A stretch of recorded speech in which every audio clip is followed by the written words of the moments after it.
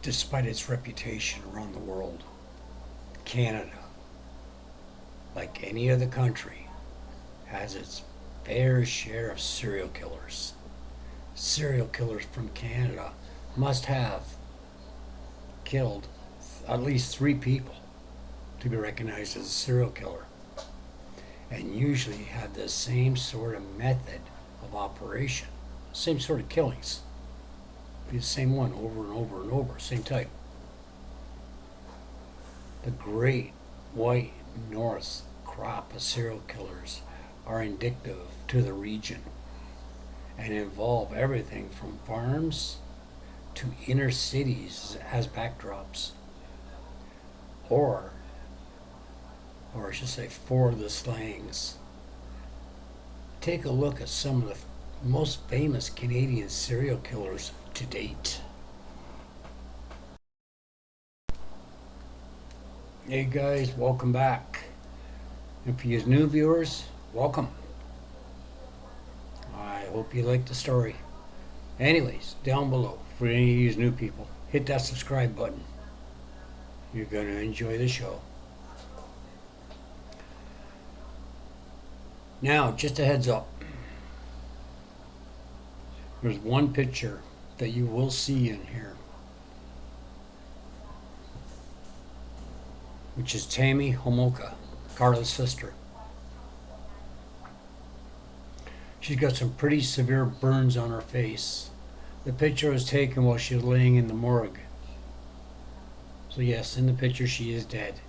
And all you're going to see is her face and the top of her shoulders. That's it. But you will see the burns on her face. So, yeah, get down there. Like, share, and subscribe. If there's going to be any other scenes that I think might disturb some people, I'll get on here and let you know. Alright? Let's get into it.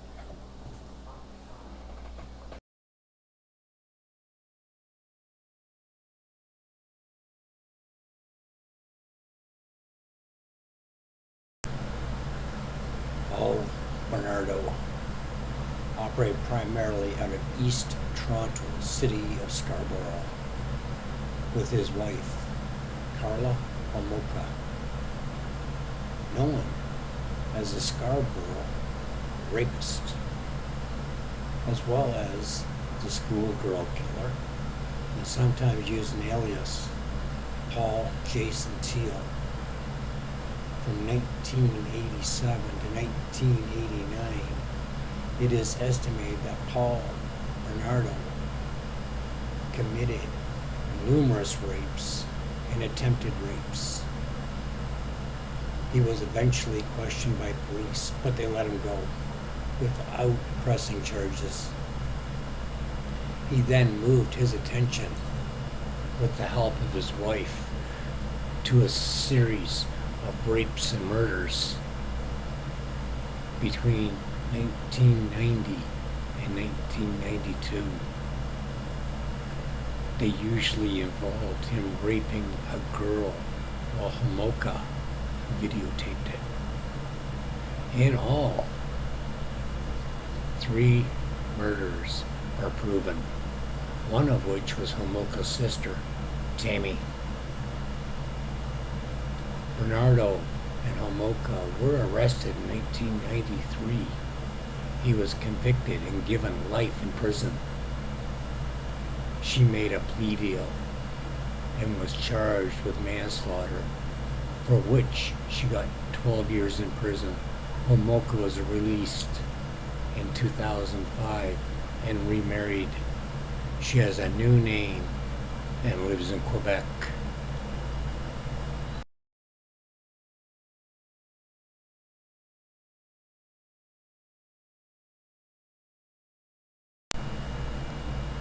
Born October 24, 1949, in Port Coquitlam, British Columbia. Robert William Picton, or Willie to his friends, was captured in 2002 for murder.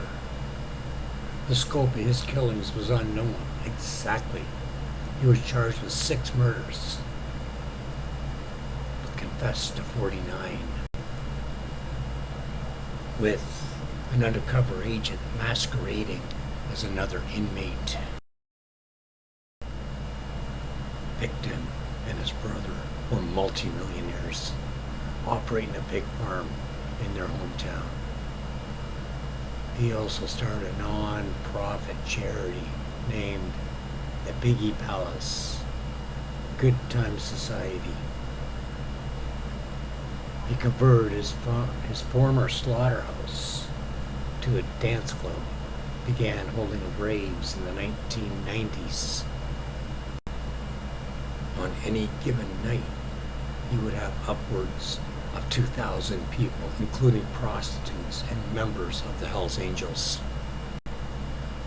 After his arrest, a $70 million excavation unearthed the remains of dozens of women. There was also evidence that he'd ground up the victims and fed them to his pigs, resulting in a public health warning in the province. Picton was convicted in 2007 and sentenced to life in prison.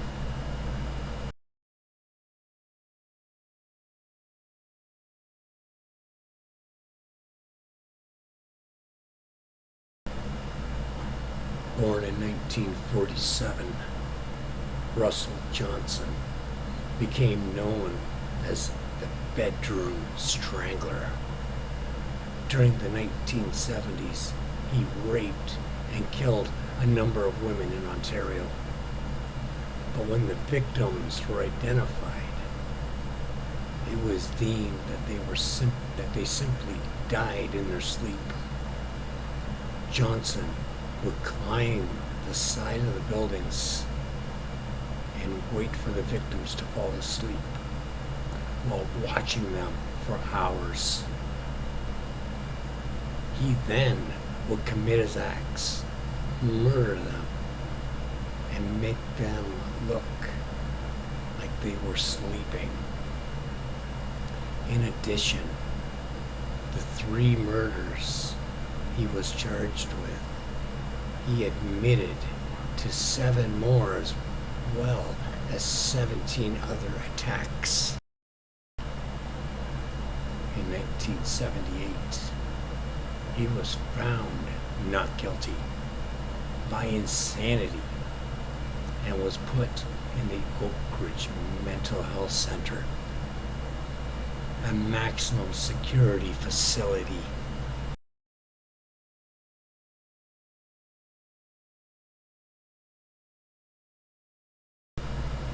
Olsen, born in 1940 in Vancouver, British Columbia, became known as the Beast of British Columbia. Over the course of a year in 1880 and 1881, he killed 11 children and teenagers between the age of 9 and 18. His standard method of operation was to kidnap the victim, rape them, and strangle, stab, or bludgeon them to death. The major factor about these killings is the fact that they took place in such a short time, reaching their peak in July 1981, when he killed 6. You know, he was apprehended in August of 1981, just a month later, and he struck a plea deal. $10,000 would be put in a trust for his wife and child for each body he helped law enforcement recover. He was paid for the first 10 and gave the 11th body as a freebie. Well, there was public outcry about the payoff. Olsen was nonetheless found guilty and sentenced to life in prison. He scored a 38 out of 40 on the psychopathic scale, while the standard cutoff is 25 to 30.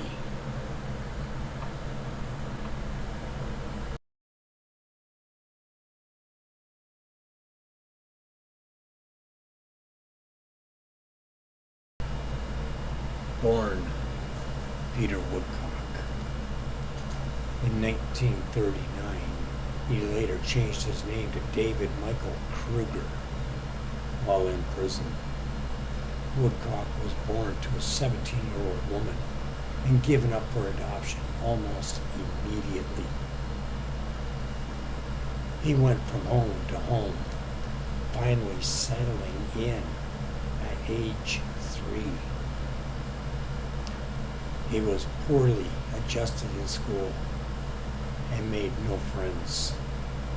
His foster parents attempted analysis and even put in special schools, but he was generally quiet and appeared to be obsessive with his foster mother. By age 16, he continually drove his bicycle around various parts of Toronto with what he believed to be an army of 500 invisible boys on bikes. He sexually assaulted and murdered 3 children aged 4 to 9. In his most horrific act, he molested a 4-year-old girl and killed her by forcing a tree branch into her sexual organs. Woodcock was eventually found not guilty by reason of his sanity in 1957 and was sent for treatment, including LSD therapy. For years, doctors tried to work with him to improve his condition. This was all but abandoned when he believed that an alien-led gang known as the Brotherhood would help him if he killed a former inmate. On a weekend pass, he murdered and sodomized this man before turning himself back in.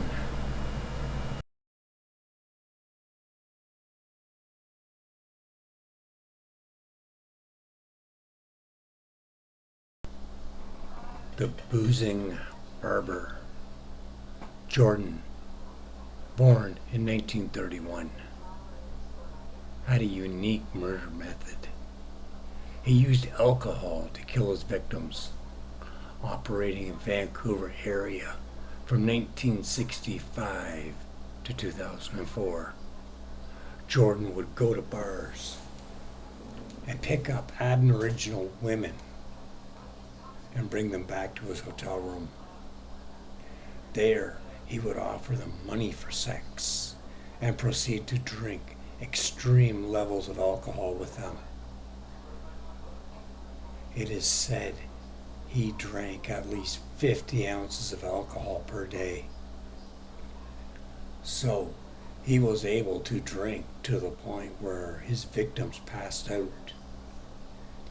He is said to have then poured more alcohol down their throats, and they would die of alcohol poisoning. The police were unable to fully identify this as murder, so the only time Jordan was charged was for manslaughter, for a manslaughter case, in 1988. He served 6 years in prison and was released. Well, part of his conditional release was to abstain from alcohol use and avoid women who consumed alcohol. It is believed that he continued his behavior until his death in 2006.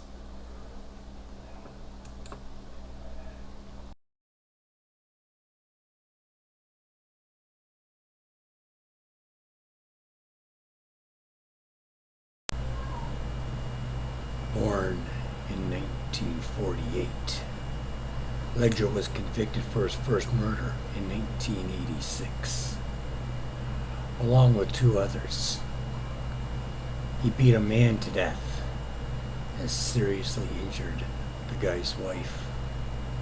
In 1989, he complained to the prison staff that he had an ear infection and was transferred to the hospital. He used a homemade key to pick the handcuffs and a TV antenna to beat the guards. Ledger escaped the grounds and stole cars to make his getaway. Over the course of the next 7 months, he evaded capture and established himself as the monster of the Miraghi. He committed 4 more murders and arson, burning down the home of 2 of his victims. The last murder was that of a priest. He was captured and convicted in 1991. It was the first criminal case in Canada to use DNA fingerprinting in prosecution. Ledger is serving life in prison with the opportunity for parole after 25 years.